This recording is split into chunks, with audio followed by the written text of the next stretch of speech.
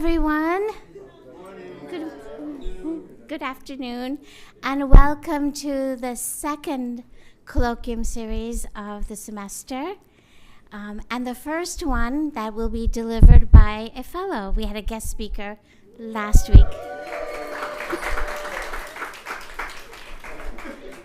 The fellow is Chad Williams, who will be introduced by an alum fellow, Britt Russert, who is professor of Afro-American Studies at UMass Amherst and the incoming executive editor of the Massachusetts Review. Please welcome Professor Russert.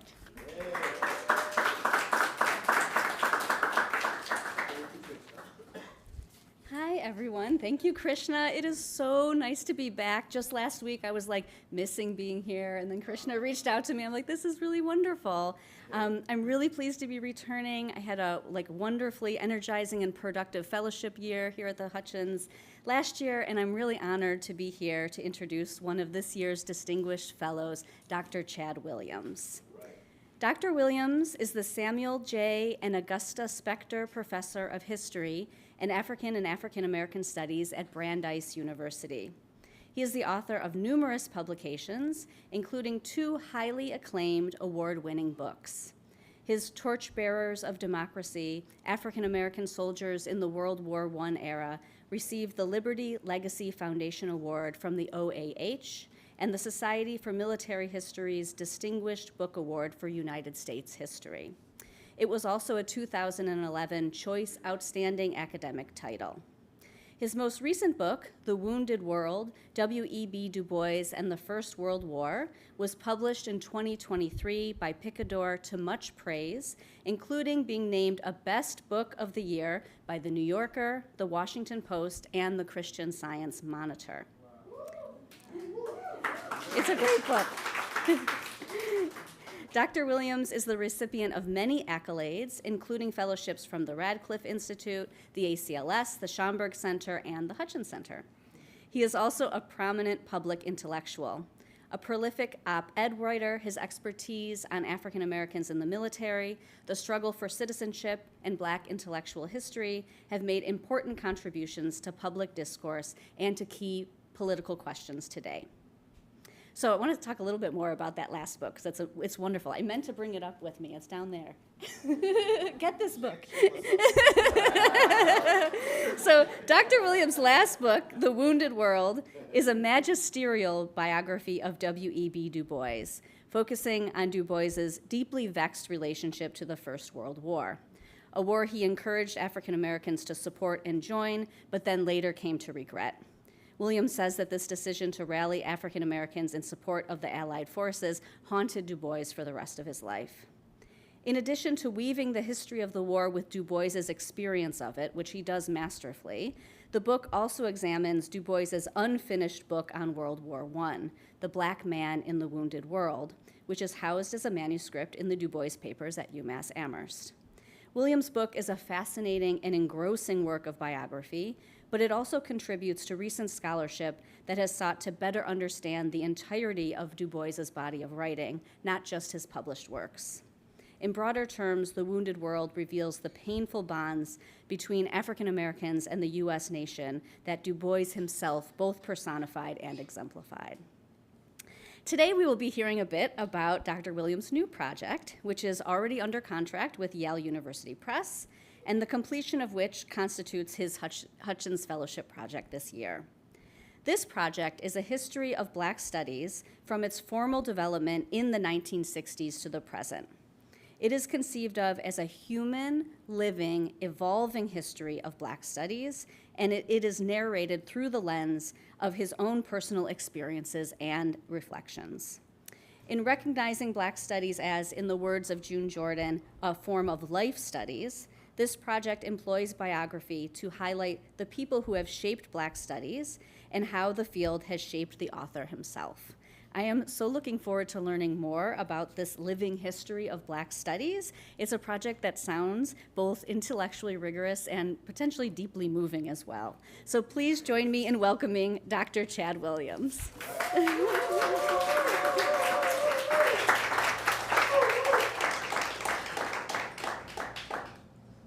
Oh boy.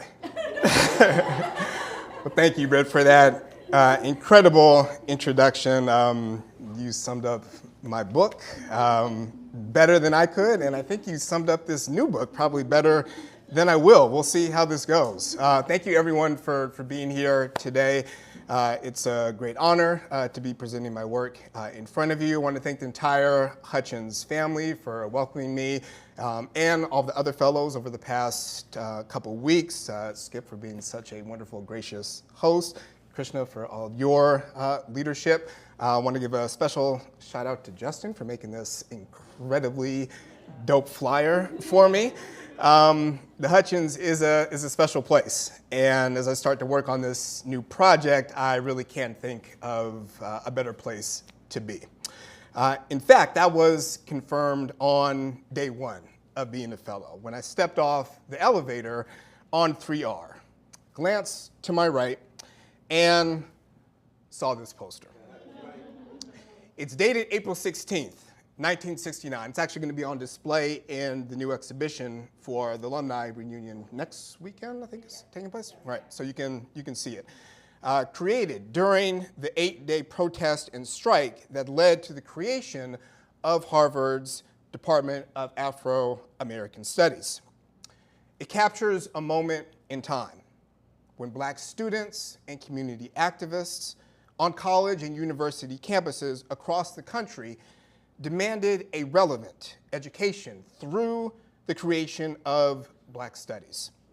By 1971, more than 500 programs, departments, and centers had sprouted up on four-year colleges and universities, marking a watershed moment in the history of higher education, yes, but also in the broader struggle for black freedom and racial justice. As I gazed at this incredibly evocative poster, I thought about what type of work it was performing. Its placement by the front entrance of the center was surely not a coincidence, right? Okay.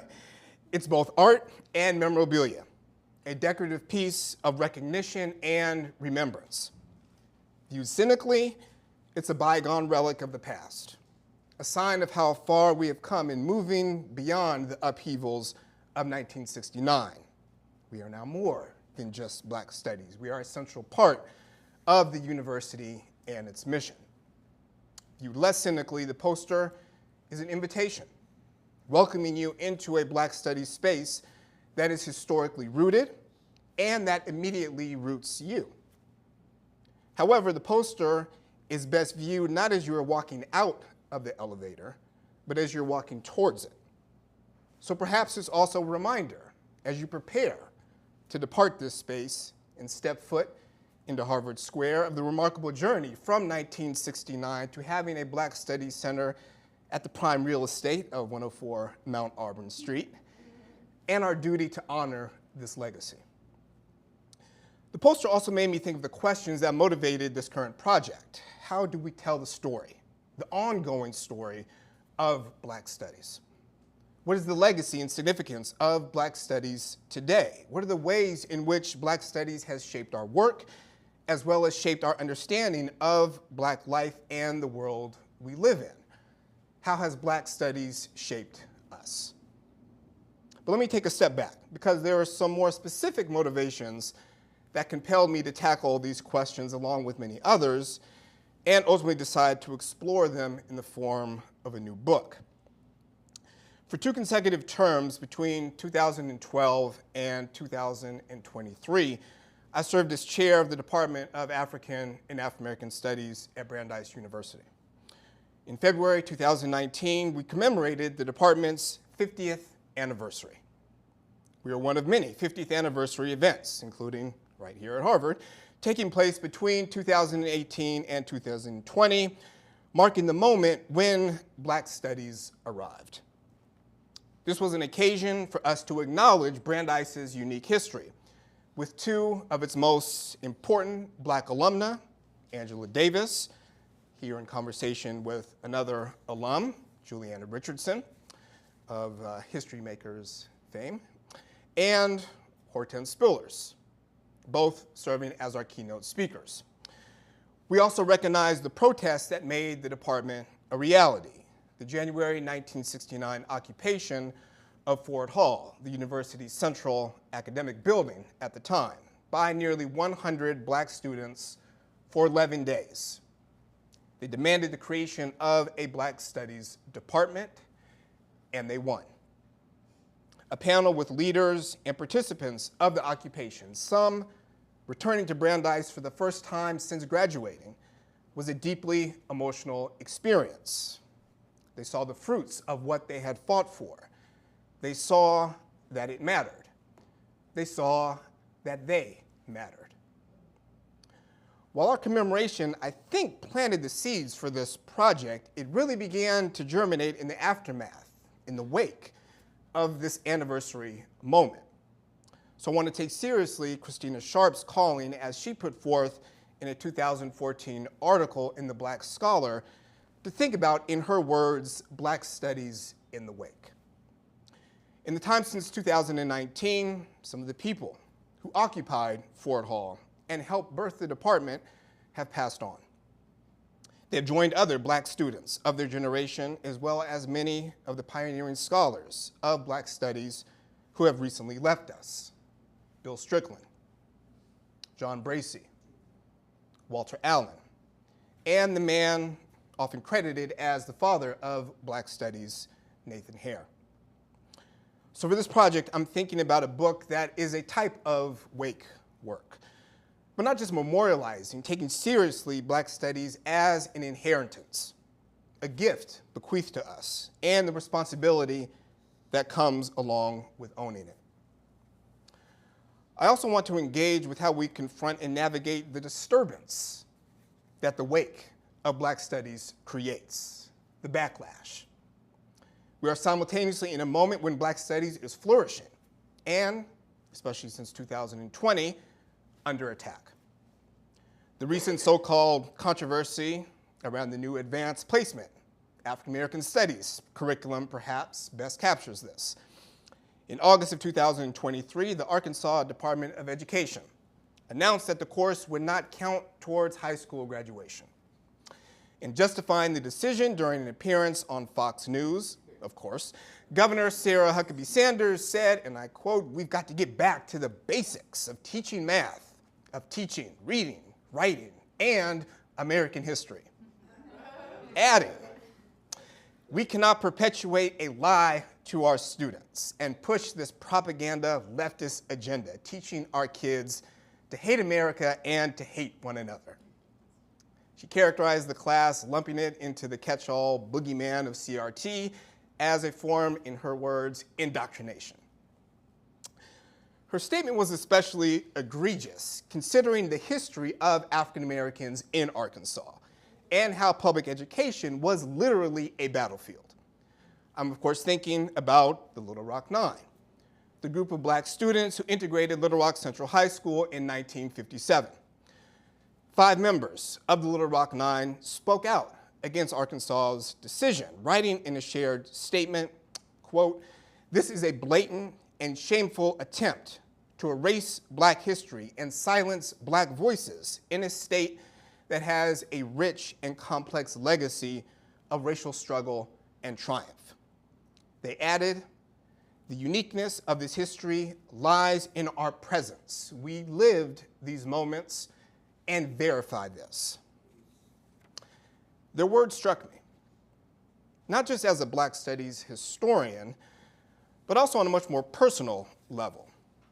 One of the 5 people issuing this statement was my cousin, Ernest Green, the oldest in the group, the only senior, and the first Black student to graduate from Central High.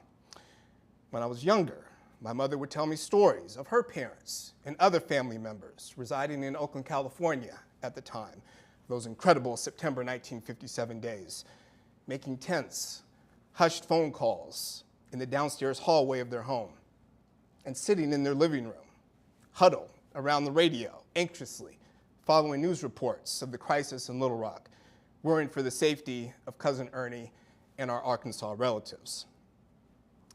And here's a picture of me with Cousin Ernie. Those are my kids in the front, at least 2 of them, right? I think this was actually at the 50th anniversary of the March on Washington. We were in Washington, D.C. with some of my other cousins.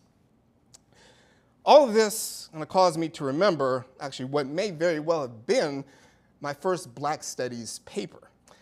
I was 11 years old, in the 5th grade, the only Black student in my class of a dozen or so boys and girls at a small progressive Montessori school in San Francisco. When it came time to select topics for a history report assignment, I chose the story of the Little Rock Nine. In 7 handwritten pages, I mean, look at the cursive here, right? I mean, that's pretty good, right? I provided background on what led to the integration of Little Rock Central High School, the events that unfolded during the school year of 1957, and why this moment in history was important. I've included a few pictures and a bibliography. The citational practice, very important, all right? So, bringing all of these motivations together, I'm interested in what it means to not merely do Black studies, but what it means to live Black studies. How has Black studies shaped my life? What has it given me? What could I possibly squeeze out of my own experiences that would allow us to further understand the meaning and significance of Black studies at this critically important time? I've tentatively, very, very tentatively, titled this project Toward a Biography of Black Studies. In doing so, I employ the term biography somewhat imaginatively. When broken down to its Greek roots, the word biography means life writing. What then does it mean to write a biography of Black studies, and what should it look like? Thinking about this question, I'm inspired, as Britt alluded to the poet, educator, and activist June Jordan. Excuse me. In her 1969 essay, Black Studies, Bringing Back the Person, Jordan writes about, in her words, the potentiality of Black studies as, quote, studies of the person consecrated to the preservation of that person. She further emphasizes, we are the living Black experience, and therefore we are the primary sources of information. For Jordan, as she later told a group of graduating 8th grade students at the Ocean Hill-Brownsville School in New York, Black studies was, in her words, life studies, a way for Black people to bring meaning to their education by centering their history and their personhood. I want to take seriously Jordan's framing and declaration. This means writing a different type of Black studies book, a more intimate book for a broader audience beyond the academy, about myself and the people who have shaped my life in Black studies. A deep body of scholarship exists that traces the history of Black studies, especially in the space of the university, right? And charting its institutional and disciplinary development. This work, this story, certainly matters, but I want to take a different approach, one that is more personal, because Black studies has been and remains inextricably informed by and connected to the intimate experiences of our lives. Of its many gifts, Black studies, as I see it, is a way of being and a way of knowing. It is a way of being Black in the world, how we move, how we think, how we create, how we fight, and how we know and make sense of the world, its past, present, and future, and perhaps most fundamentally, how we know ourselves. So in developing this book, I've begun to think about the experiences and the people who are a part of them that have informed my sense of being, that have shaped who I am, and how these experiences have informed my way of knowing, of being a person whose educational and professional life has been shaped by Black studies and the knowledge that this has provided me. Now, let me be completely honest. Starting this project comes with no small amount of anxiety. I'm a historian, right? I'm admittedly not comfortable writing in this fully self-reflective mode, preferring instead, as historians do, the safety of distance and the luxury of writing about and judging other people, as opposed to myself. But I do take some comfort, however, in reminding myself that this is just my story. It's not meant to be a comprehensive history of Black studies. and it's certainly not intended to be representative of what it means to be black and to be black in Black studies. It's just one incomplete fragment of our vast Black studies genealogies, and, like Black studies itself, carries the contradictions, tensions, internal reckonings that come with an ongoing quest for maturity. So, what is this book going to look like? I wish I had an answer for you. But as I was sketching out this presentation and trying to make sense of my messy thoughts, some themes began to bubble to the surface. Place, identity, the academy, and trauma. Start with place. Place is central to how we develop our relationships to and with Black studies. We know that Black studies, African American studies, African and African American studies, Africana studies, Black diaspora studies, they all look different in different academic spaces and places. I'm interested in thinking about Black studies place and places, not just as programs, departments, institutes, and centers, but more capaciously, as sites of life where our identities and formative connections to Black studies are developed, as sites of intellectual and political activity within and beyond the academy, as sites of family, sites of community, sites of love. For me, that place is San Francisco, where I'm from. San Francisco State is seen as the birthplace of Black studies. You may recognize that image from the flyer, right? Resulting from the 1968 protest and strike that led to the development of the first department at a four-year college and university. I have several family members who attended San Francisco State. The most important for me personally, my dear cousin Joy, who majored in Black studies and lived with my parents, my sister, and I during her time as a student in the early 1990s. She provided me with some truly unforgettable memories, like taking me to a May 1st, 1991 campus lecture and discussion by Chuck D from Public Enemy and special guest. You remember this? Harry Allen, all right? And then there was that other time when she hosted Kwame Ture, Stokely Carmichael, at our house for dinner after a talk he gave on campus. And let me tell you, the shock on my parents' face when they walked in and saw Stokely Carmichael sitting in their living room was quite a scene. Indeed, San Francisco, for me, is family and home.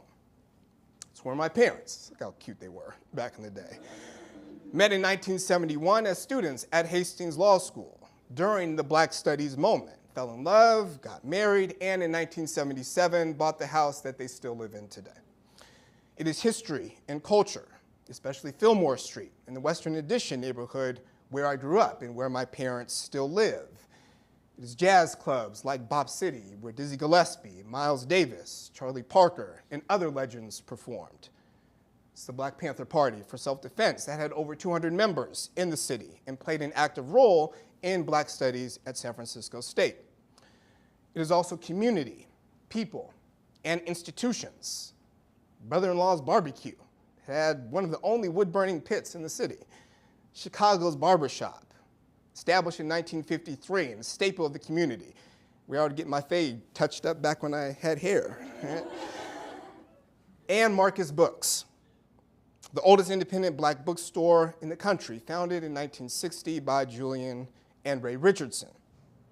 When I participated in a pre-college program in high school run by the College of Ethnic Studies at San Francisco State, we had to purchase our books, which included Milana Karenga's Introduction to Black Studies at the store. Regally painted in bold, welcoming shades of purple, Marcus Books was the physical, spatial connection between Black studies as a discipline and academic endeavor and the San Francisco Black community. Part of my thinking about place and the evolution of Black studies to the present is reckoning with change over time, nostalgia, and the meaning of progress. San Francisco is allegorical. The city's Black population has plummeted. My parents are the only remaining black family on our block. The Fillmore, folks would call it the Fillmo, longtime residents now say it's no more. Brothers-in-law barbecue, no more. Chicago barbershop, no more. And Marcus Books, at least in San Francisco, no more. In the early 2000s, Karen and Greg Johnson assumed ownership of the store from the Richardsons. They fell victim to a predatory loan, like so many other black folks did at this time, resulting in skyrocketing monthly payments they could not afford. In 2013, the house went into foreclosure and was sold. The community rallied to help raise the money to repurchase the house, but the buyers, wealthy real estate speculators, refused to cooperate. In April 2014, the Johnson family was evicted, and Marcus Books in San Francisco shuttered its doors. During the fight to save Marcus Books, the Johnsons' daughter, Jasmine, who earned a PhD in African American Studies from UC Berkeley and was at the time a postdoctoral fellow at Northwestern University, spoke at a rally on the steps of San Francisco City Hall. Good afternoon, everybody. My name is Jasmine Johnson. I am the daughter of Karen and Greg and the granddaughter, obviously, of Ray and Julian Richardson. Dr. Johnson. I'm also a professor of African American Studies at Northwestern University. All right. I want to say first that my classroom began in the bookstore. My crib was in the bookstore behind the counter. That is home. And I say that because I don't really think that that's too specific to me. I think that the community feels that way. The community grew up at Marcus Books. Part of what my research is actually is about Black San Francisco. It's about Black out-migration. And so I just wanted to give a little context about how my grandparents met and how they made their way to San Francisco. They met at Tuskegee at 16 years old. My grandmother was 16 years old.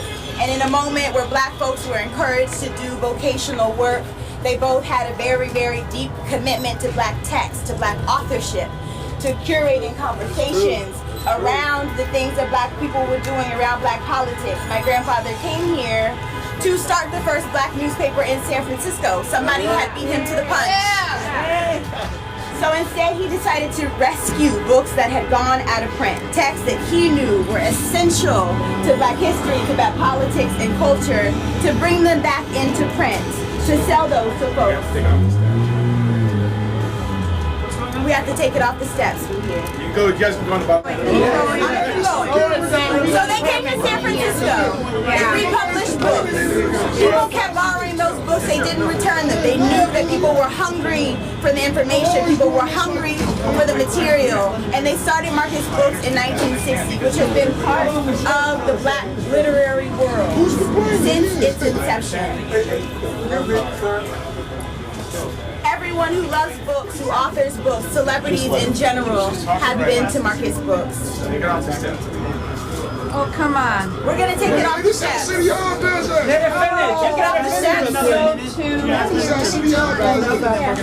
We're going to take it off the steps, but as we're transitioning, I just want to say Marcus Books is church, it's home, it's gospel for a lot of people, and we need to understand that the very reason why they started the bookstore is the same reason we are here today. That has not changed. It's to protect the African American community in the city. Thank you so much for being here. We're going to transition down and keep it going. Thank you, Jasmine. Thanks, Jasmine. Before we go down. Harassed by the police off the steps, huh? Let's see. Good afternoon, everybody. My name is Jasmine. Sorry. During a recent visit to San Francisco, I went to see the house where Marcus Books used to be. This is it now. A horrifically bland spa, catering to Fillmore's gentrified majority non-Black population. So what does it mean to lose a place like Marcus Books? Is this in some ways symbolic of what Black studies once was and what it is becoming? How does Marcus Books and Black San Francisco more broadly complicate our narrative of Black studies progress? Perhaps, as W.B. Du Bois mused in The Souls of Black Folk, progress is sometimes ugly, like this house. approaching place in a more capacious way, I think, broadens our understanding of identity and, more specifically, how we develop a Black studies identity. How our identities are shaped through the academic and intellectual work of Black studies certainly matters, and I'll get to this more in a minute. But focusing just on what we teach in the university classroom or what we publish narrows our vision of what Black studies is and how we conceive of it, and how both literally and figuratively it conceives us. For me, I start with my family and Black genealogical study. So Skip, if you want to have me on Finding Roots, listen.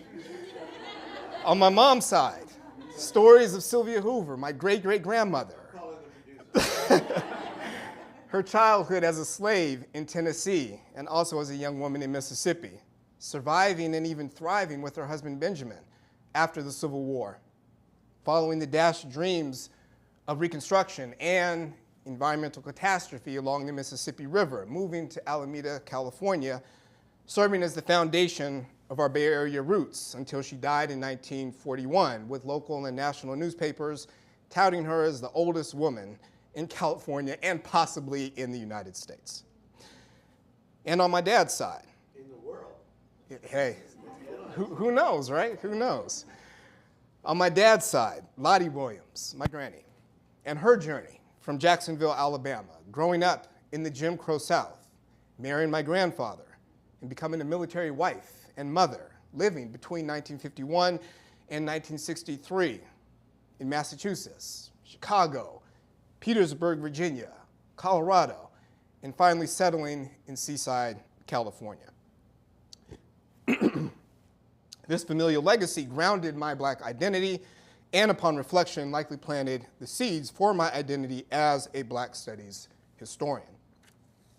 I can also point to a number of different experiences, again, beyond the classroom, that I would consider crucial parts of my Black studies education and identity formation. Growing up in a house filled with Black memorabilia, from Monterey Jazz Festival posters to gold dust cleaning soap advertisements. Reading the autobiography of Malcolm X in the 8th grade, unassigned, of course. Attending Nelson Mandela's June 30th, 1990 visit to Oakland after his release from prison. Becoming a hip-hop head. Learning about the breadth of the Black experience through NWA, Public Enemy, KRS-One, A Tribe Called Quest, Wu-Tang Clan, and Outkast.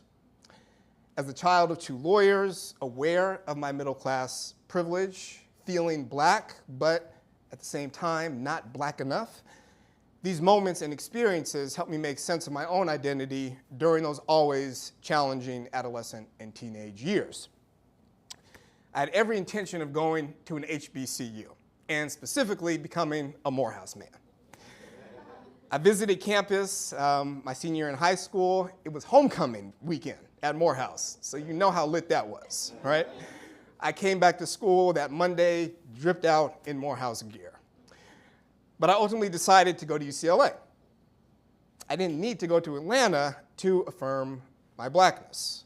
After all, I had family in Los Angeles, my cousins, Jackie, Mary, and Alden Kimbrough, who owned a store in Leimert Park and had one of the biggest collections of Black art, music, books, and other memorabilia in Southern California. Yes, sir. I love them. I love that store. There you go. Okay. Is it still there? It is not still there. No, yeah. Only because I didn't frequent it, I tell you that. They got a lot of stuff. They had a lot of stuff. They got a lot of stuff. There you Yeah, go. they're my My cousins. respect for you just went up exponentially. Thank you. Well, get this. Probably the best high school graduation I got was from Alden, a first edition copy of Malcolm X Speaks. Yeah. And the park is just full of homeless people. It's changed a lot, yeah, since the 90s, for sure. Are they still alive? They are, yeah. Getting up there in age, but Tell them I said hi. I certainly will. That'd be great. I certainly will. Yeah. So I went to college at UCLA in the mid to late 1990s, from 1994 to 1998, to be exact. A remarkable time for Black studies, as Professor Gates, you can certainly attest to. Skip, excuse me. Or, see, I'm back in student mode, right? I'm back in college. Or as it had become more widely and legibly known, African American studies. In the spring quarter of my freshman year, I took my first African American studies class at UCLA, taught by Robert Hill. We read Up From Slavery, Souls of Black Folk, Autobiography of Ex-Colored Man, and Marcus Garvey, Life and Lessons. And he'll be lecturing here in a month. I saw that, yes. Yeah. Looking forward to it. So needless to say, I was hooked. As a history and African American studies double major, I took classes with other outstanding faculty, Richard Yarborough, Marcelina Morgan, since we're in the hip-hop archive, Boniface Obucheri, and still the professor I consider my mentor, Brenda Stevenson. But for me, the significance of majoring in African American studies went far beyond the classroom. I read, wrote papers, and prepared for exams in the same building, Campbell Hall, where John Huggins and Bunchy Carter, two leaders in the Black Panther Party, were shot and killed on January 17, 1969, during a Black Student Union meeting to discuss what became the Center for African American Studies at UCLA. And the curriculum, right? And the curriculum, right? It's really a battle over who's going to be the director, too. There's a lot of layers to that story. So ridiculous. Yeah. I was part of a historical legacy and tradition of Black activism. My years at UCLA were framed by the battle over affirmative action, first in the UC system and then statewide. I became actively involved in the African Student Union, the renamed Black Student Union, and was chairperson by my senior year. When Proposition 209 eliminated affirmative action in California, the African Student Union, as part of a multiracial coalition of student organizations, demanded that the new chancellor proactively address what we saw as a looming crisis in the future of Black students on campus. During a May 19, 1998 protest, when we occupied Royce Hall, I was one of 80 students arrested. And this is all while I'm like writing a senior honors thesis in history, trying to graduate. I was totally out of control. What year was this? 1998. So as my racial, political, and intellectual identity matured during my 4 years of college, I had a much deeper appreciation for, as June Jordan said, the potentiality of Black studies. All of this, however, did not fully prepare me for graduate school and what it now meant to be in the academy, to really be in the academy.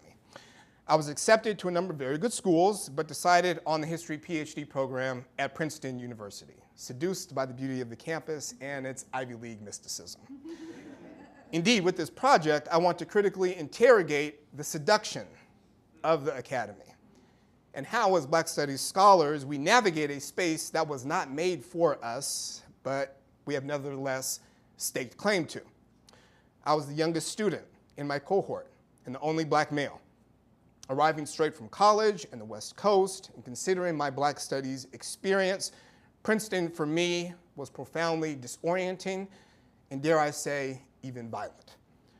The academy is composed violent. Violent. Yes. Feel free to ask me more about that in the Q&A if you want. The academy is composed of disciplines, right? And as I quickly learned, I was being disciplined about how to be a good historian.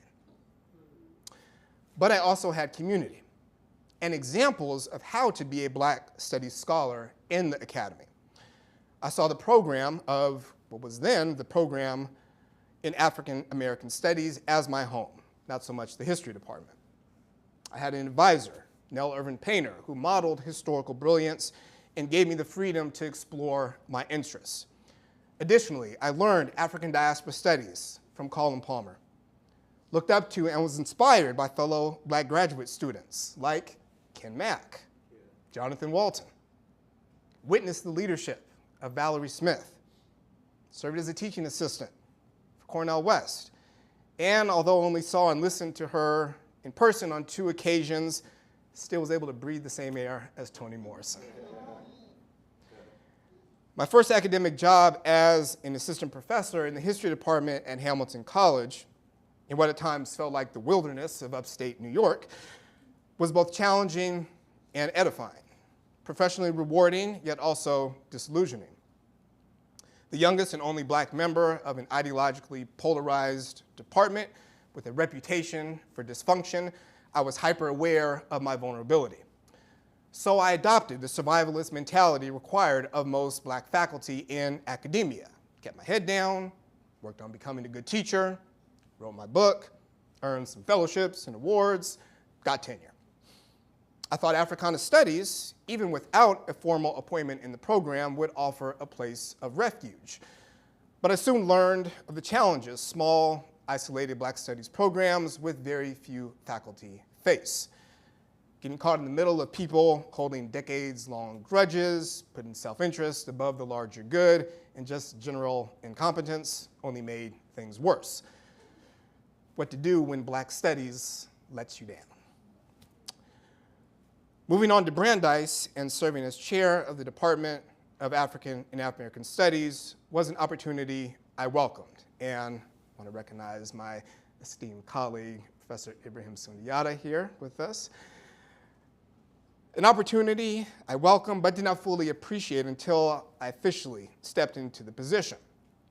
I was taking on the responsibility, the inheritance, of chairing a Black Studies department with a rich history, but one that just a few years before my arrival had been threatened with losing its departmental status and being restructured into an interdisciplinary program.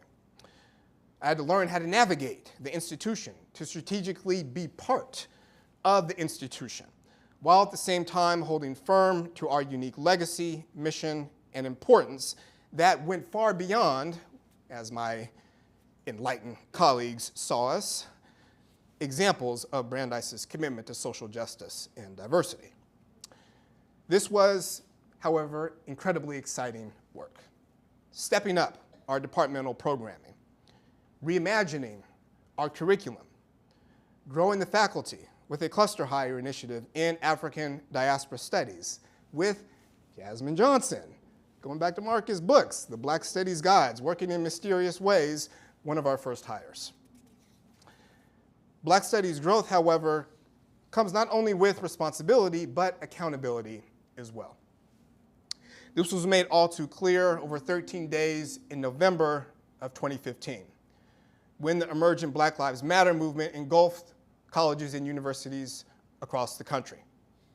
Led by our AAAS majors, Brandeis students occupied the Bernstein Marcus Administration Building, naming their protest Ford Hall 2015, in direct reference to the 1969 occupation that led to the creation of our department. Their demands differed, and I could say much more about that, but they stemmed from the same impulse and desire, making the university a place where they felt seen and their voices heard.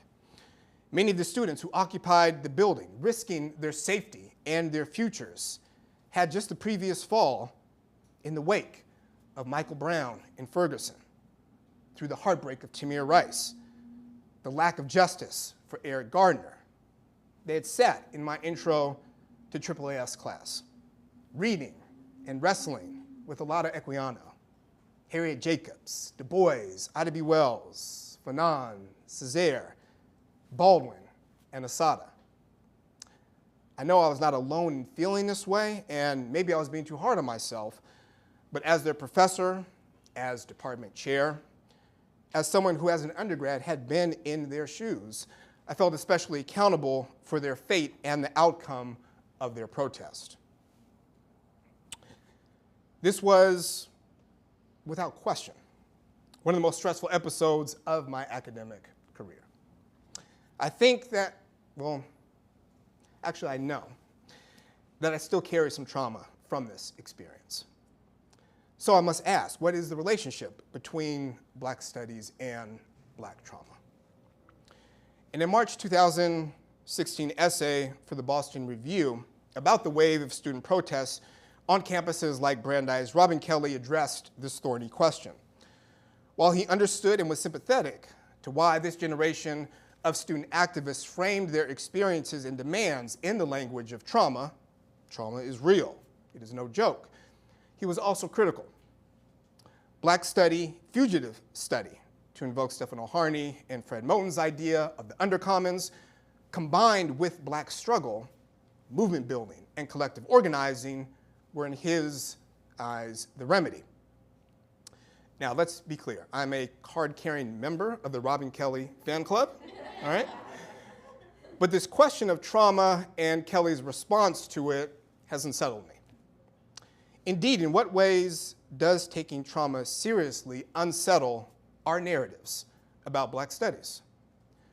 Black studies, and I'm referring now to its place, and more specifically in the academy, is without question a success story. We were not meant to be here, and here we are. But I think we have yet to fully reckon with what it took to get here, the wounds that remain unhealed. We romanticize the student activism that led to the creation of black studies, but that trauma still remains. Hortense Spillers, who participated in the Ford Hall occupation at Brandeis, recalled during her keynote address at our 50th anniversary commemoration breaking out into hives while she was inside that building. She'd actually started writing a book about Ford Hall that still remains unfinished. The trauma my students experienced in 2015, while contextually different, was not entirely new. I also don't want to over-romanticize how black study itself can be traumatic. There have been many moments in my teaching career when the weight of the material has been overwhelming for my students and at times for myself, especially depending on the context. So I want to take seriously the pedagogical responsibility we carry to be sensitive to the humanity of the people we teach about, to the humanity of our students, to our own humanity as black studies scholars.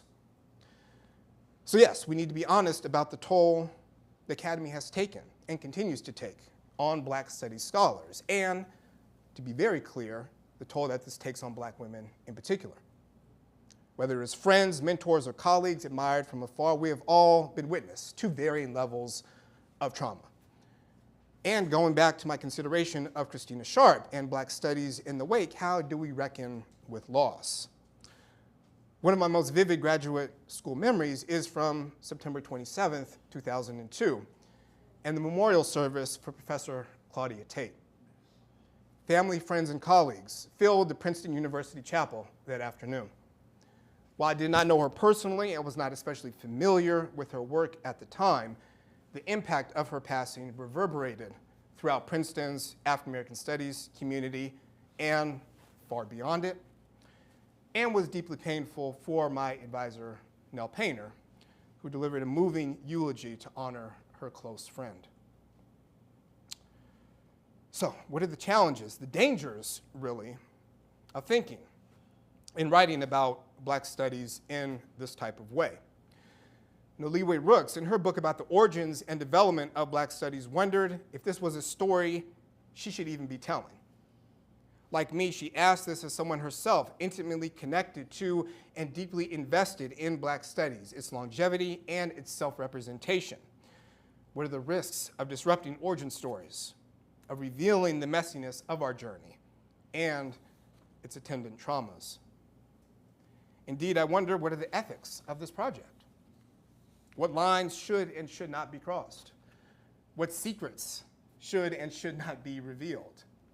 What stories should remain buried? Which people should be protected? And that goes for myself. How deep do I dig? James Baldwin, in No Name in the Street, wrote, "A people under the necessity of creating themselves must examine everything." Is he correct? So at this point, as you can see, I have many more questions than answers. But perhaps at its essence, that is what black studies is. An unending series of hard, confounding, necessary questions. And as people whose lives have been shaped by black studies, perhaps it is our duty to ask them and to find the courage, the discipline, the creativity, the empathy, and the love to try and answer them as best as we know how. Thank you.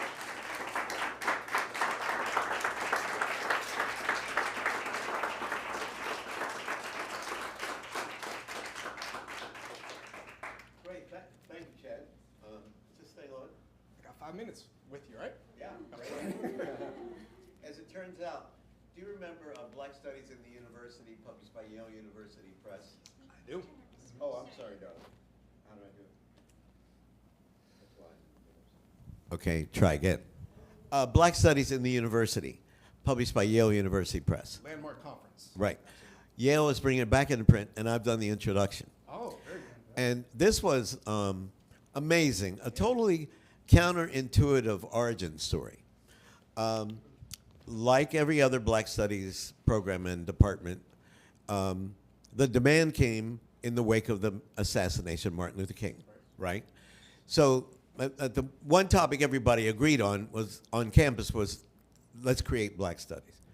But the truth is, nobody knew how to create a department. Yeah. Nobody knew what. No one had studied the history of disciplines or whatever.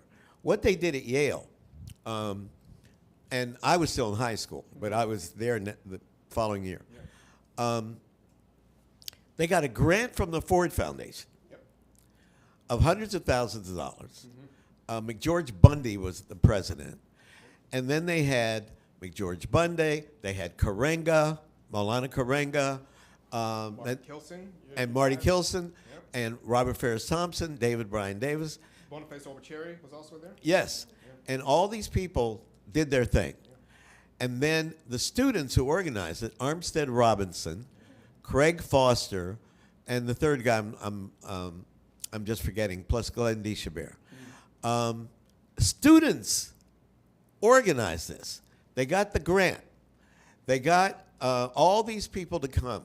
Robbie, Armstead Robinson, who became a very well-known historian at the University of Virginia, transcribed, they taped the whole thing, then they transcribed it. And he told me, I was 19 years old. He was like a god to me. UCLA connection, too. Yeah. And I would go to his room at Morse College and watch him type just page after page of his Scholar of the House. I would just sit there in my dashiki, he had his dashiki, and all I wanted to do was breathe the air and watch him create. This is a true story. I had forgotten it. It brought tears to my eyes when I was writing about this. I just wrote about this in August. The book will be out next year. I'll make sure everybody gets a copy. Yeah. And they thought it through. They did it in a counterintuitive way. And I'm very proud of those guys. So we have dedicated the new edition to the three students who put that together. And Yale, arguably, had the best program academically in the whole country. It got off to a rocky start because the Like first most programs and departments did. At that but time. the first chair, first of all, it wasn't a department until Elizabeth Alexander made it one. And that was a mistake, unlike Harvard, which always was a department. But the first chair, a person I adored, Roy Bryce Laporte, who was from Panama. We even had the pleasure of hosting him as a fellow here for a year, which is great for a student to be able to do for one of its professors, right? He didn't have tenure. Mistake. That was a mistake. You can't build a department around non-tenured people. And so it had a good theoretical design, but the implementation was kind of shaky. But then they brought in, when Bryce didn't get tenure, they brought in Charles Davis, who was famous. I mean, Charles went to Dartmouth. He had a PhD in English literature from NYU. He was stellar. And he became the second chair and the master of Calhoun College and became my mentor. He's Anthony Davis, who got the Pulitzer Prize in Music in 2020. Yeah, and who did the opera X. He's Tony Davis's father. But I had to relive this history for this introduction that I just did. And another student, Ralph Dawson, co-wrote. Well, he wrote his, and then I wrote mine. So that's a very important counterintuitive example of how Black Studies was born, at least at one Ivy League university, in contrast to this place, which was totally chaotic and full of just, as I mentioned to the fellows in my little orientation talk. The Du Bois Institute was set up by Kilson and Preston Williams and Peter Gomes because they hated Lonnie Guinier's father and the few academics who were in the department. They didn't believe that black studies was a credible discipline. No, but they thought these guys were full of shit. That was more personal. Okay. Yeah, it was more personal. Yeah. No, they created the Du Bois Institute as what black studies should have been, right? Because they thought these guys were frauds and they didn't know what they were talking about and blah, blah, blah, blah, blah. And then it was Huggins who brought the two things together, and I just extended that tradition in 1991 when I came. But I remember reading in the Yale Alumni Magazine in the summer of '69. They had an account of the conference and a picture of the students, and I thought, I want to be like these guys. That was it. You know, I want to be one of them, and so that's it. So I encourage you to, have a chapter about that or whatever, because. But one mistake, the oldest bookstore, black bookstore, is not that bookstore. It's in Harlem. It's famously, it was Michelle's bookstore. Michelle's book, yeah, which was founded in 1932. I just Googled Maybe it. independent, I think actually western Mississippi. I should have qualified that. Oh, okay. I ain't got nothing to do with Western Mississippi. I'm a Northeast Corridor kind of guy, like Amtrak says, right? So, and because that place was a shrine to me, mythical. And they had 200,000 titles, according to Wikipedia. But you said something that puzzled me at the end, and which is, why would you censor yourself? I mean, whose stories? These people are dead, man. I mean, you're a historian. You got to tell the truth. We need the truth. Not everybody's dead. Okay, but not all of them are dead, but why would you do that? I mean, what possible stories could be told that are going to embarrass people? The most embarrassing thing was two teenagers virtually get murdered by the Maulana Karenga's people on the campus of UCLA, arguing about who was going to run the student union, what was going to be the curriculum for the intro to Afro. It was so fucking ridiculous, you can't believe it. But it was. Then they were murdered. And John Huggins was from an upper middle class black family. From New His Haven. aunt was Constance Baker Motley. It's from New Haven. Yes, from New Haven. And his mother was the head black person in the library system. And she used to let us slide on fines. I had no idea who she was. Right. And I'll tell you just a quick little story and then I'll stop. Just to show you how old school people were schooling this new crossover generation. Because our class that entered in September '69 had 96 black kids, including transfers. Yeah. Right? I was a transfer. Sheila Jackson Lee was a transfer. A lot of the women were transfers, right? Because that's when the first class of women entered the freshman class, and then Sheila Jackson Lee transferred. Ben Carson was a freshman. Anthony Davis, Kurt Schmoke. It was like a hell of a group of people to be part of it. But Mrs. Huggins and her husband kept inviting me to dinner. Wow. And the last thing you want to do when you're 19 years old is go to dinner with this little old black lady, like I didn't know what in the world she was coming from. And that woman pestered me for a couple years. And finally, I just felt so guilty because she must have forgiven $1 million worth of library fines for me, right? That I went. And you know what was there when I got there? A place setting with like 4 forks and knives and spoons and wine glasses. And she said, "You're going to be somebody. Wow. And you have to know which fork to use when you go to the dinner at the Elite." Isn't that amazing? Yes. And I sat down and she taught me to twirl spaghetti and do all kinds of shit. It was great. But that's old At this school. rate, you're going to get your own chapter in my book. No, but isn't that amazing? It is, and I don't know how many other people she invited. I know I wasn't the only one. Yeah. I never talked about it with anybody. I couldn't believe that she did this Right. for me. And so I've been whipping out the right fork and spoon and knife ever since, you know. There you go, yeah. Anyway, I've talked too long. Yeah, no. But tell the story, man. Do yourself in history a favor. Write it without editing it. And then if you decide to publish it, pull back. But at least the story is there. Right. Right?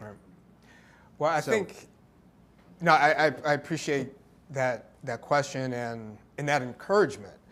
You know, Black Studies, as you well know, was fought for so vigorously, and still is.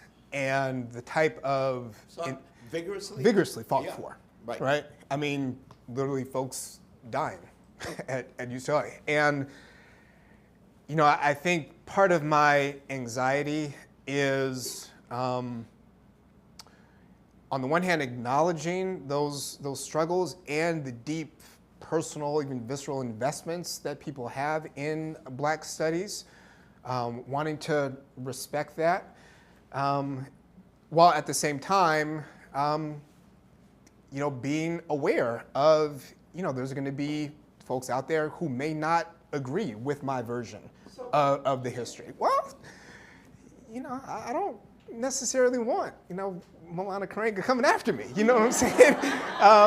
You know, well, okay, all right, thank you. I'm gonna hold you to that.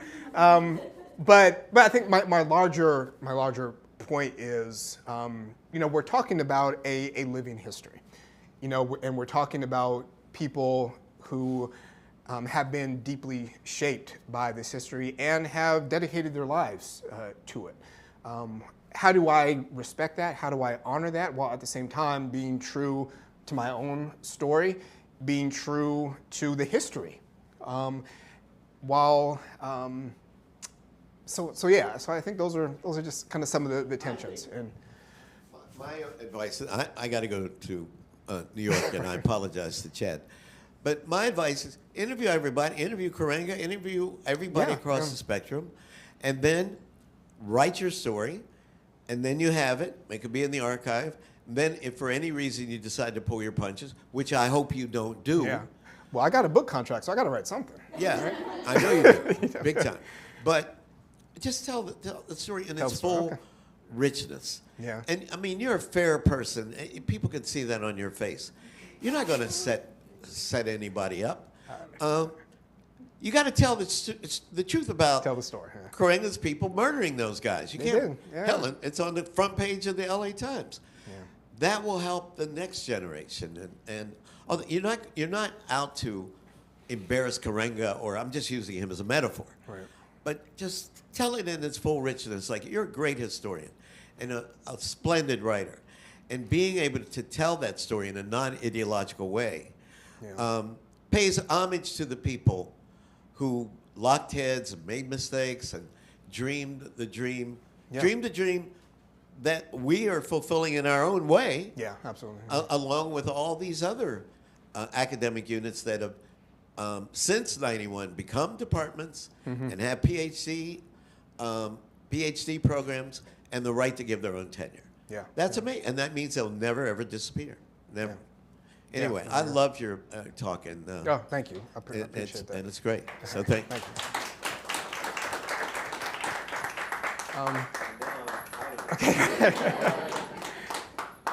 Krishna, you'll call on folks, or should I? Okay. Okay. Well, this was absolutely brilliant. I'm so honored to be your next door office mate. Thank you. I had a couple of comments. One is, I actually chaired African American Studies at the University of Maryland for about 10 years, untenured, which never should have happened, but that is the nature of that experience.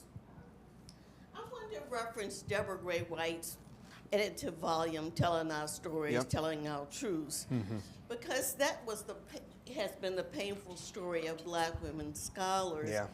in the academy, and it was very hard.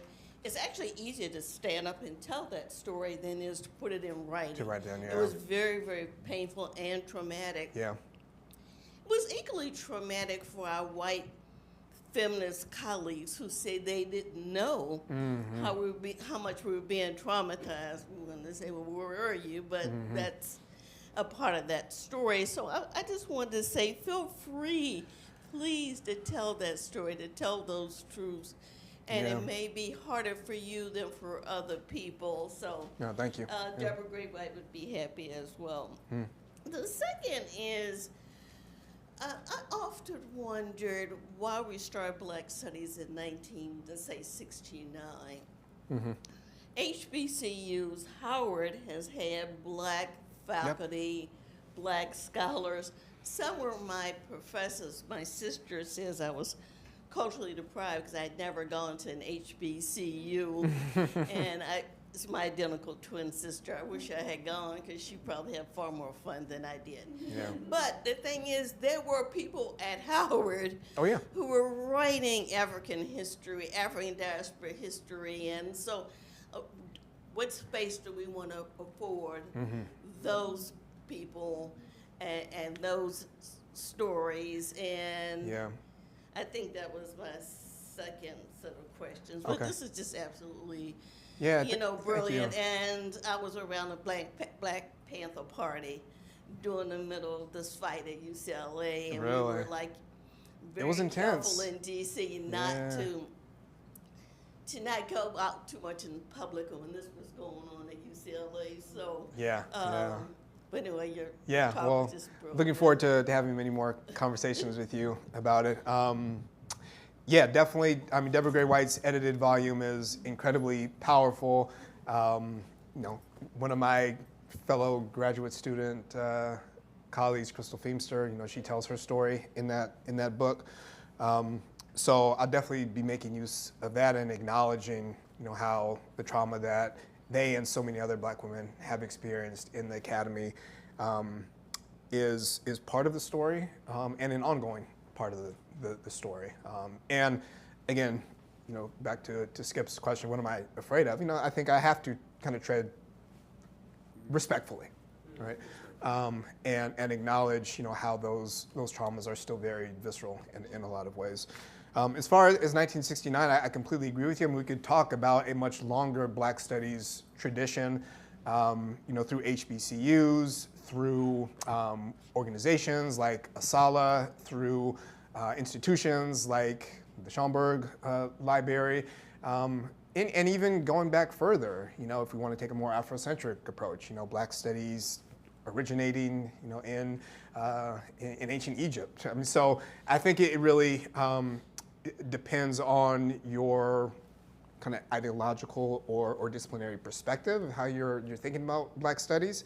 For the purposes of this project, I wanted to try and keep it as contained as possible to kind of coincide at least as much as possible with my own biography, you know, which means kind of focusing on Black studies, at least as its kind of recognized formal kind of incarnation in the space of the university, that 1968, 1969 moment. So. Yeah, Chad, Professor, I yes. just want to say thank you so much, because Thank now you. now I know what you're doing. But my broader question is, you know, community, class, and culture. Some people say our goal is getting in community and really working with building community, and other people say, well, no, culture. I mean, we're looking at culture. You know, that's our big thing. And I'm going to give you one example. I'll be brief. I won't tell you what my resolution was, but because there was a Ford Foundation grant in 1984, there is Black studies. You know, I'm abroad in Brazil. And in one class, a young woman whom I adore, really bright, said to the class she was very, very angry that a Black American actress wasn't getting paid enough. And she had seen it on TV, and she had spoken to other students, and this was ridiculous that someone of such talent wasn't getting recognized for her cultural contribution. And the class broke up in pandemonium because the majority of Black women in Brazil make less than minimum wage, and the biggest job they do are they're maids. So a whole nother group of students said, you know, what is this class really about? You're importing the Black bourgeoisie to Brazil. It got quite heated. And, you know, I always try to be the peacemaker. I try.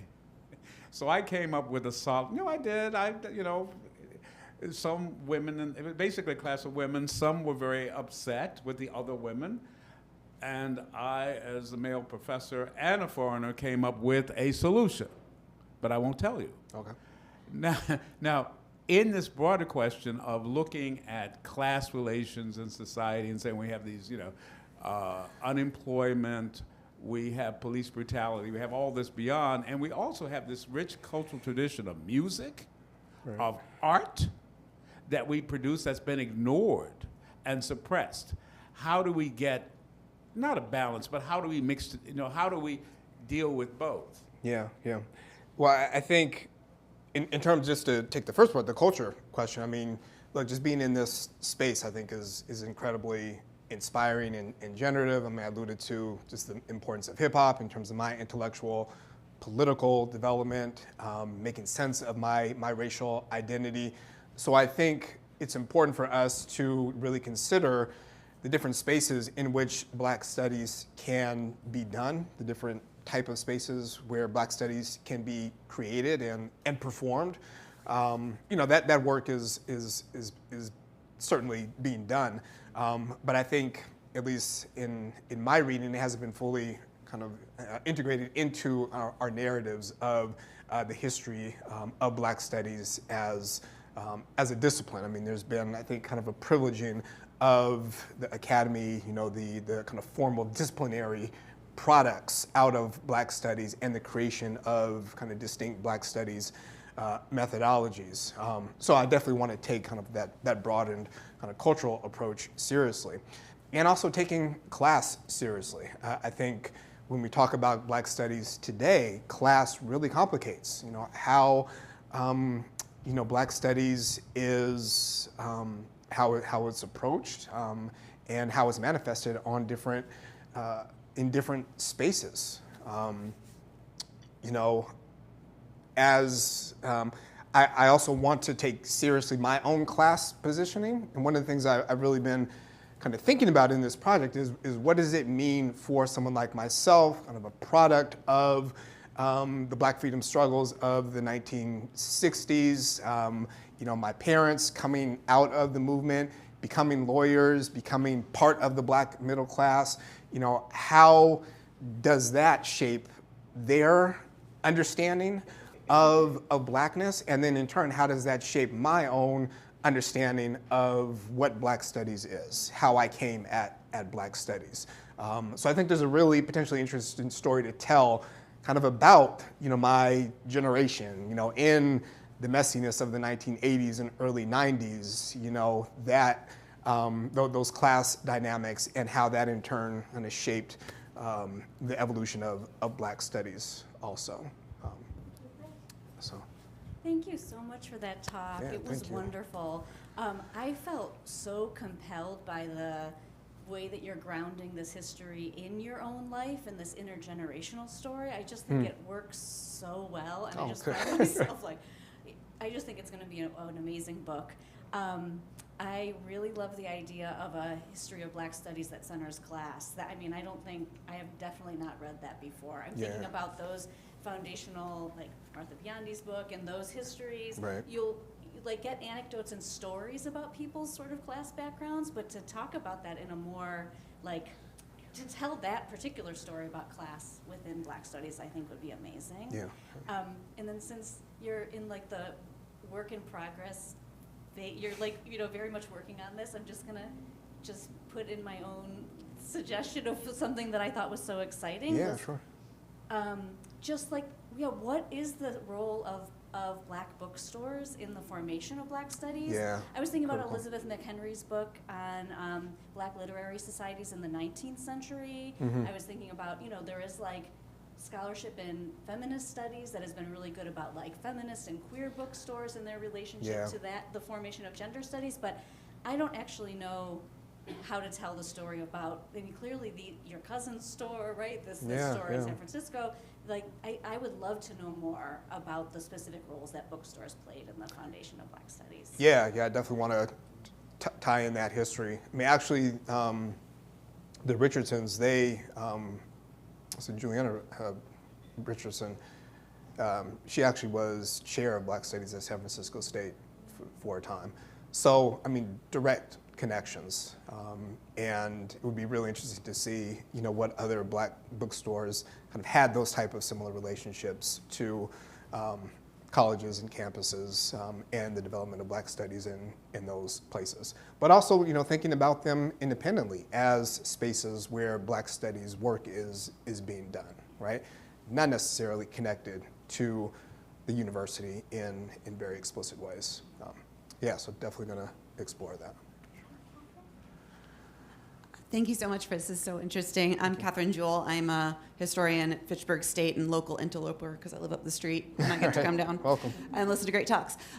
So I'm a historian of college radio, and I was always struck how you can't tell the history of college radio without Black studies. I think it's no accident that, long story short, college radio is going on to FM in these very years, and some of the first radio programs that get established are by Black student unions, coordinating with the community and blurring the boundaries between cool. the ivory tower and the communities in really interesting ways. Yeah. And Chuck D, college radio DJ, Adelphi University, says he found his voice on WBAU. That's anyways, right, yeah. So I was struck by two tensions that emerged across your four themes. And so I'm wondering what you think about these. So the first is, I think, really clear, this blending of public and private space and stories, and the way that the academy also, in interesting ways, blurs those boundaries itself. That these are, really insular places, but they're also public, right? I'm a member of the public who just walked in here and I'm listening to this. So that Black studies is bumping up against these structures and questioning them in new ways and changing them, which leads me to the second tension, which is this process of creation and erasure that's constantly happening, that, Black studies and hip hop are shaping the culture of college radio at the very same moment that they're being erased from that role in its creation. That when we think of college radio, we think of REM and Nirvana, we don't think of Public Enemy. Even though those hip hop was as instrumental in shaping that culture and bringing hip hop to suburban audiences through places like WBAU. Right. So in these four areas, these four pillars, what are some of these tensions that kind of move across? Did those resonate, or are there others that you're thinking about? Yeah, excellent points. I definitely want to explore college radio more. Let's definitely talk more. I think the relationship, again, I want to think really critically about space and place, the tension between the public and the private. I think part of the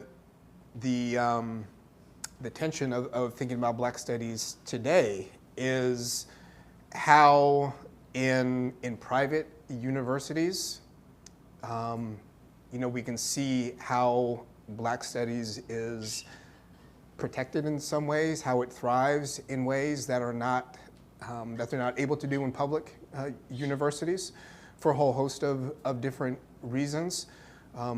And I think this speaks to kind of the broader question of what is the relationship of Black studies to the public. That was central to what Black studies was about.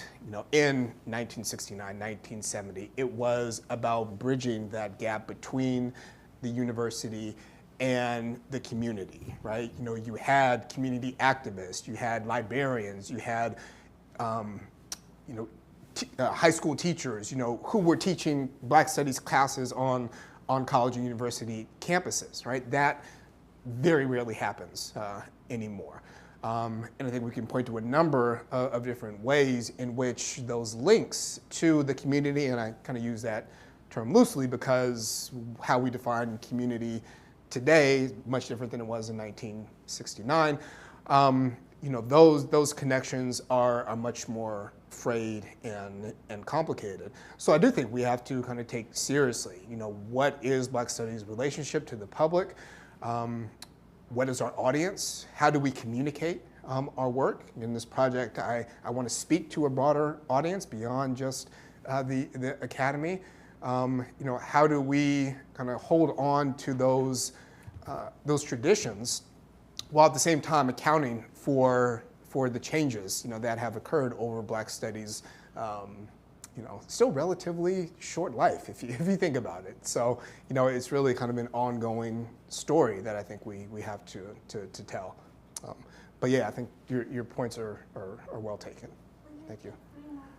Sure, of course. Hi, I'm Chuck Martin. I thought your talk was great. Thank you. But I'd like to just comment, when you talk about Black studies, it seems to me that Black studies, like Black people and Black culture, is inherently diverse. Yeah. And I think it's an error to let people say that one version or another is the correct version. Sure. Since you have also said that your discussion or talk is going to involve your own personal life, I think you could take a cue from autobiography, which recognizes that it's an individual story told about an individual's take. And you have to recognize that when you read an autobiography, oftentimes the people in the autobiography would totally disagree with what the autobiographer has said. So it seemed to me that another related item here is, again, the question of diversity. And you can feel comfortable saying whatever you would like to when you recognize in a kind of unacademic stance that you're not writing as a monumental statement about Black culture, right. But when you but you have to recognize that there are millions of varieties of Black culture, yeah. And when you talk about the specific varieties, there are always going to be some people who say, no, that's not Black culture, and there are others who are going to go, oh, finally somebody's saying that. I mean, I was a kid. My parents had 3 Mercedes-Benz, so I did not know what it was like to get into a car and not be stopped by the cops. I mean, that was just automatic, okay? And in my case, it was not traumatic.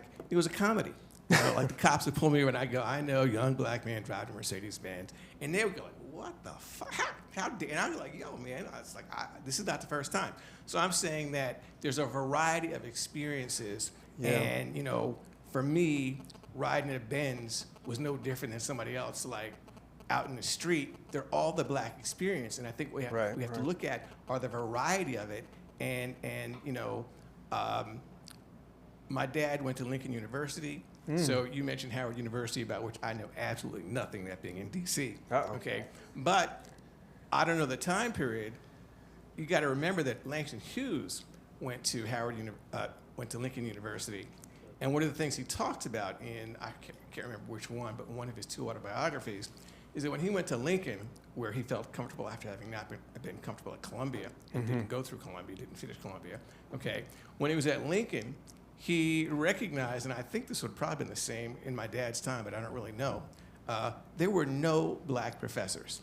And Hughes did a survey, and he expected the students to be outraged, and they said, are you kidding? This is what we want, okay? So that's part of the Black experience also, So I think that you should just feel comfortable to say whatever you want to, foregrounding it as your experience as part of the Black experience, and help people stop thinking about the Black experience like it's one thing. Absolutely, yeah.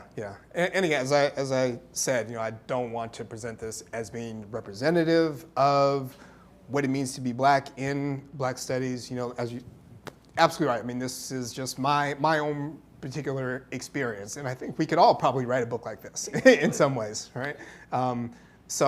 Again, the question is, what can I kind of tease out, pull out of my experience that would be illuminating, for us to kind of see the diversity, the complexity of the Black experience and of Black studies itself.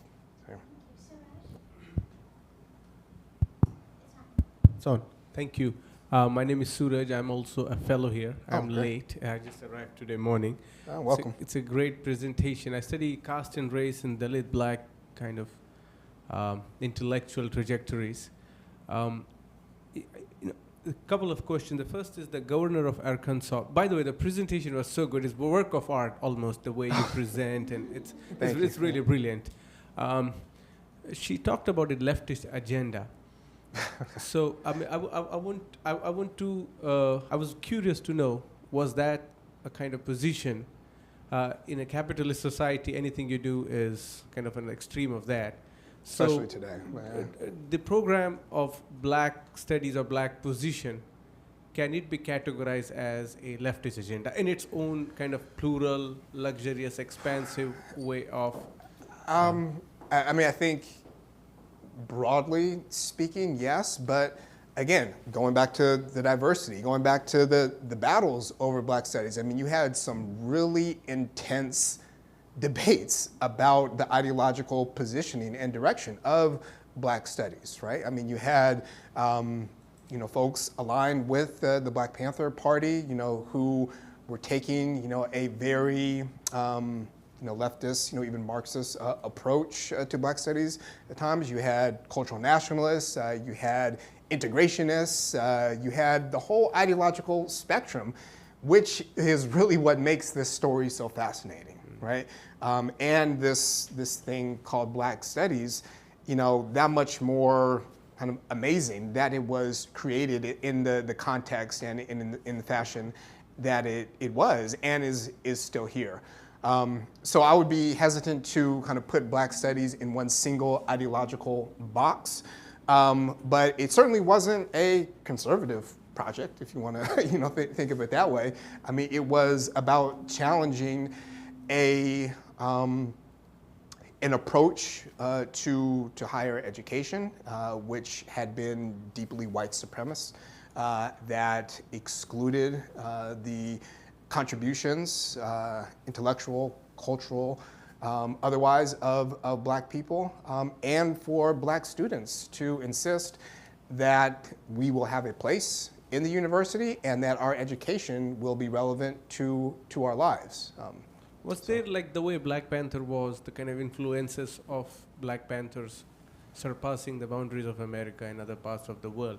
Do you think, in your research at least, Black studies like programs, Professor Day was talking about Brazil, but like, did it come across your research about, I was looking at the expanse of Black studies, Blackness in the sense of, that's kind of a curiosity of the politics around how intellectual position is framed. Yeah.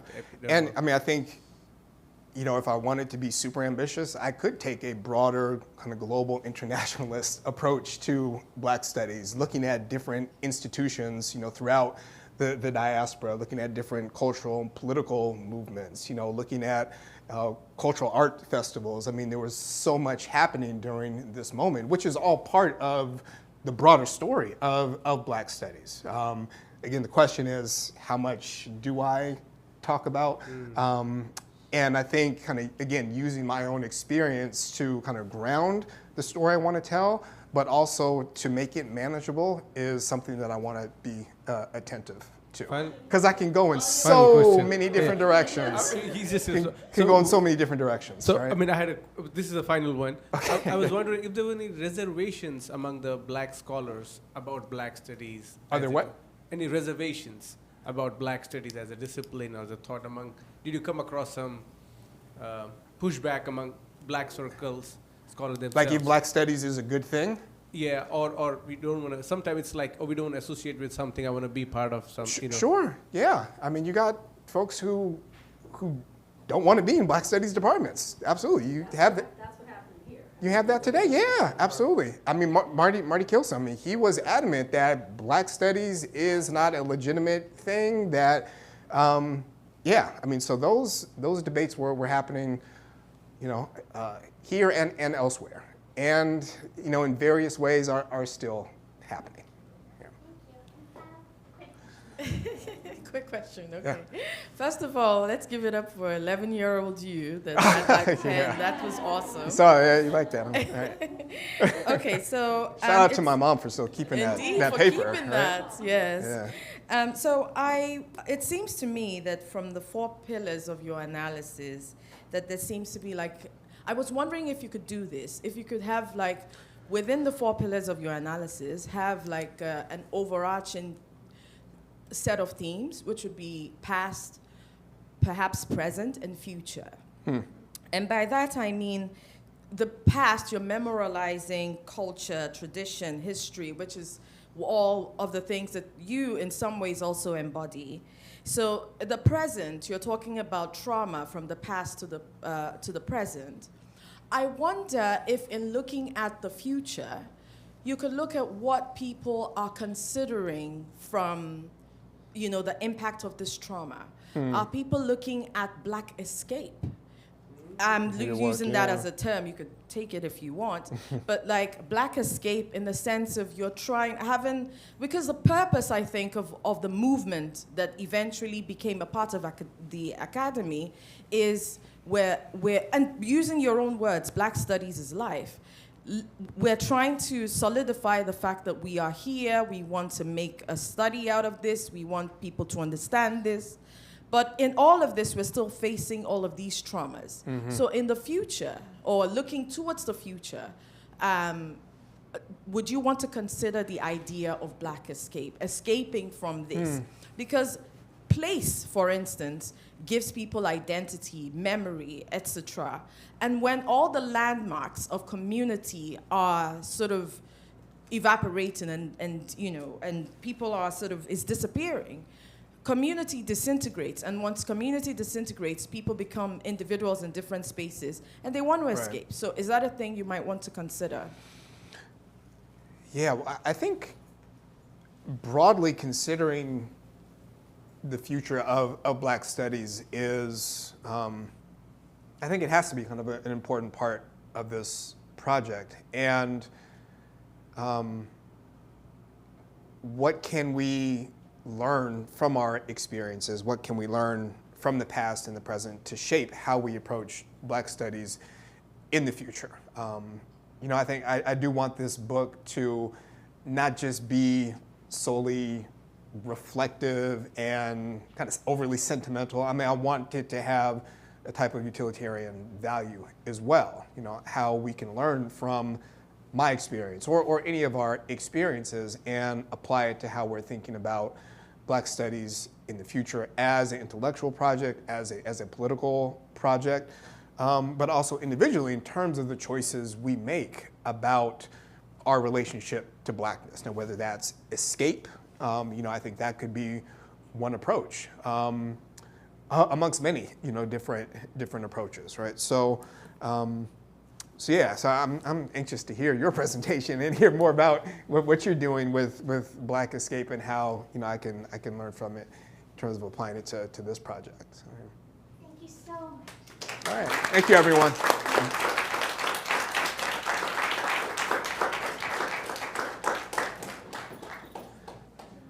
Yes, sir. Email you, that's the name. I'm not sure. Yeah, please do.